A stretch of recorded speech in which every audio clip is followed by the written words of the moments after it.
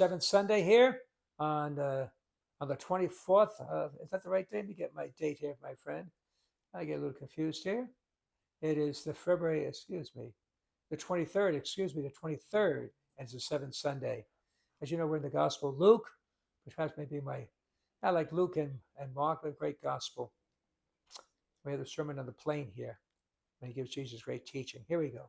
Jesus said to his disciples, "To you who I say, love your enemies, do good to those who hate you, bless those who curse you, pray for those who mistreat you. To the person who strikes you on one cheek, offer the other one as well.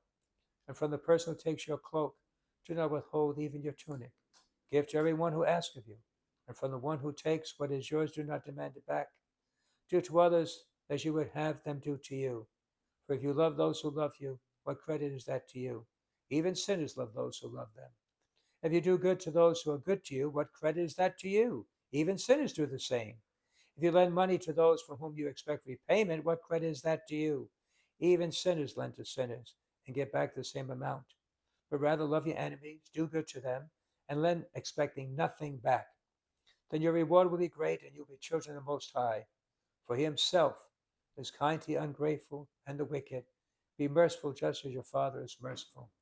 There's a little more to this gospel this Sunday, but there's so much there. And Jesus has his way of keeping things so simple, so basic, right? I mean, if you do good only to those who are good to you, well, what's the big deal about that? Who doesn't do that, right? I mean, you can think probably one of the worst spiritually people do that. If you're kind to those who are kind to you, well, again, there's nothing to boast about that. You say even sinners do that. So we are to love others. And let's go about lending money. I have a rule of thumb: you can lend money to a family member, it could be, or a friend, or some sort of connection. Have it the attitude is that they're not going to pay you back. Okay? If they do, be pleasantly surprised. So you give not because you get paid, but when you lend money, particularly money, know that you're not going to get paid back, which is now will you still give it? With a lot of hard feelings in families, especially in families, when someone lends money and they don't pay back, then they break off the connection. So if you lend people money, know that they're not going, even though they may say they will, they allow too often they don't. They don't do that. All right. So you could lend money. Sorry. Ah, yeah, the thing is that another rule of thumb that has someone said maybe not give to whoever asks of you, because that can be very costly. We can't give everything. But think about yourself. Take a survey. What's some things that I cannot part with? What are things that I own that I cannot part with? One would be my phone. I wouldn't want to lose my phone. I need it. I suppose my car. I don't think I'm able to give my car away. That'd be a little bit drastic. And we're not talking about pets or individuals, just possessions, things. So I go through my phone is one, my car, and after that, there's nothing. Thanks be to God. This past couple weeks when it got real cold, I offered my coat to the guy working at Wawa. Luckily, he was big enough. He said, I wouldn't fit."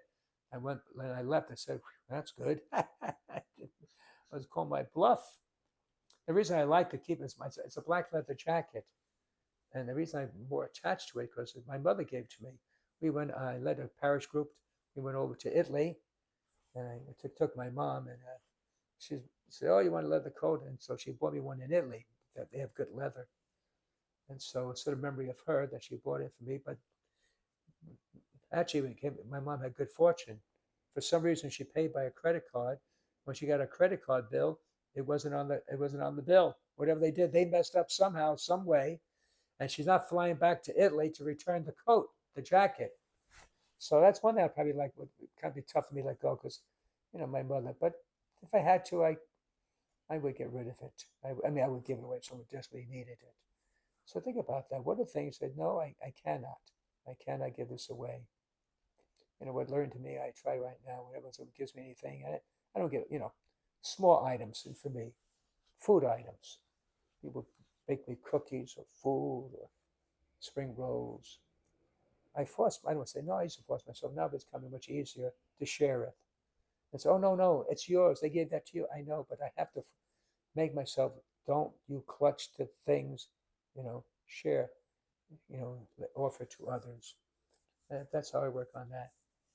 And I heard this preacher say, whatever you buy something, what you're going to get, always be willing to lend it to someone else. Be willing to lend it. You don't have to give it, but that's a big step right there. So you buy a nice new car. Oh no, would you let someone drive your car? Well, I can't. This is my no. That's how you test. You let somebody do whatever they do. As an example, whatever I have, I'd be willing to lend it. To give, to be generous. Because when we're generous, we imitate God. We may not be all powerful, all intelligent, all wise, but we know what? We can be like God whenever you're generous. Why? Because He's generous to us. May be generous to others as well. God bless you, and live the kind and gracious life. Amen.